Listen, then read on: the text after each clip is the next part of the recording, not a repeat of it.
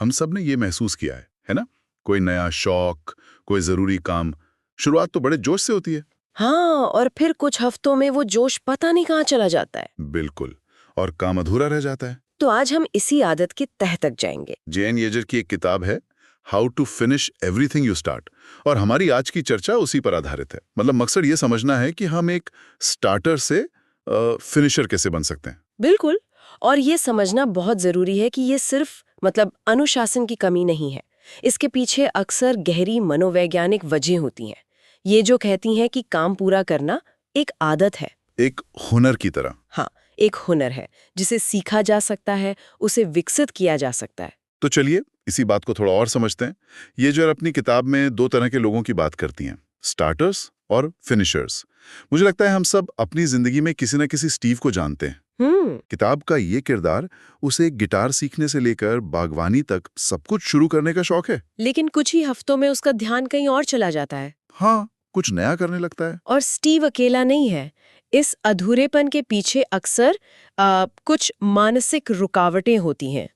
सबसे आम है असफलता का डर। असफलता का डर। हाँ, किताब में लीसा नाम की एक आर्टिस्ट की कहानी है। वो अपनी एक पेंटिंग लगभग पूरी कर चुकी थी, पर उसे फाइनल टच देने से वो कतरा रही थी। क्यों? उसे डर था कि अगर लोगों को ये पसंद नहीं आई तो, अगर इसमें कोई कमी निकल गई तो एक कलाकार के तौर पर वो असफल मानी जाएगी। अच्छा। तो ये आलोचना का डर हुआ। लेकिन मैंने ऐसे लोग भी देखे हैं जो इसलिए काम खत्म नहीं करते क्योंकि उन्हें लगता है कि ये कभी, क्या कहते हैं, एकदम परफेक्ट नहीं हो सकता। आपने बहुत सही मुद्दा उठाया। असल में ये एक ही सिक्के के दो पहलू हैं। अच्छा। हाँ, असफलता का डर ही परफेक्शनिज्म को जन्म देता है। मतलब हर चीज को बिल्कुल निखुट बनाने की चाहत। ओके, सोच ऐसे बन जाती है कि अगर ये परफेक्ट नहीं होगा तो मैं फेलियर हूँ, और इसी सोच के जाल में फंसकर हम उस काम को कभी पूरा ही नहीं कर पाते।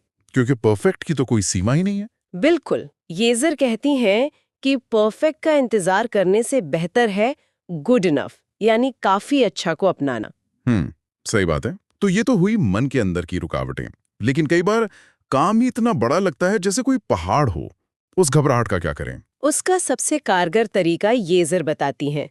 उस पहाड़ जैसे काम को छोटे छोटे मैनेजेबल हिस्सों में तोड़ देना। अच्छा। जैसे किताब में डैनियल नाम का एक लेखक था, सालों से अपना नॉवल पूरा नहीं कर पा रहा था।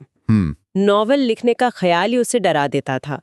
लेकिन फिर उसने एक छोटा सा लक्ष्य बनाया कि रोज बस 500 शब्द लिखने हैं। सिर्फ 500 शब्द? हाँ, और देखते ही देखते उसका नॉवल पूरा हो गया।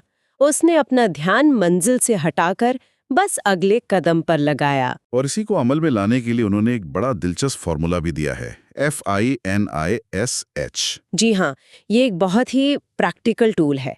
इसमें F का मतलब है फोकस। मतलब एक समय में एक ही काम पे ध्यान देना। बिल्कुल, मल्टीटास्किंग से बचना। फिर आता है I यानी इग्नोर, ध्यान भटकाने वाली चीजों को नजरअंदाज करना। सही। इसके बाद N है जिसका मतलब है नाउ, मतलब टालम टोल नहीं, काम अभी करना है। हाँ। और I का मतलब है इनिशिएट, काम को आगे बढ़ाते रहने की पहल करना। और S है स्टे द कोर्स, यानी मुश्किलें आने पर भी डटे रहना। और आखिर में H हेल फिनिशिंग, काम पूरा होने पर जश्न मनाना। और ये आखिरी बिंदु मतलब जश्न मनाना, ये बहुत जरूरी है। जब हम अपनी छोटी छोटी सफलताओं का जश्न मनाते हैं तो हमारे दिमाग को एक पॉजिटिव सिग्नल मिलता है।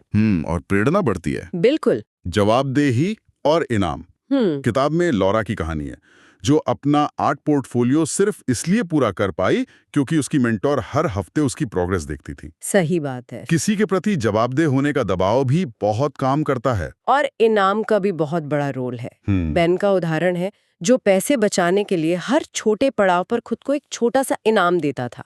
ये इनाम उसे आगे बढ़ने के लिए प्रेरित करते थे। तो इन सब बातों का निचोड़ यही है कि काम पूरा करना कोई जन्मजात प्रतिभा नहीं है।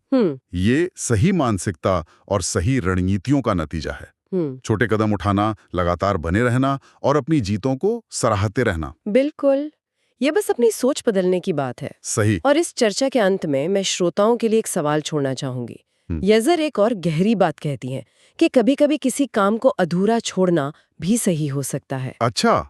हाँ, बशर्ते ये फैसला सोच समझकर और सही कारणों से लिया गया हो। तो सोचने वाली बात यह है कि हमें अपनी ऊर्जा किन कामों को पूरा करने में लगानी चाहिए और किन कामों को जानबूझकर छोड़ देना ही समझदारी है।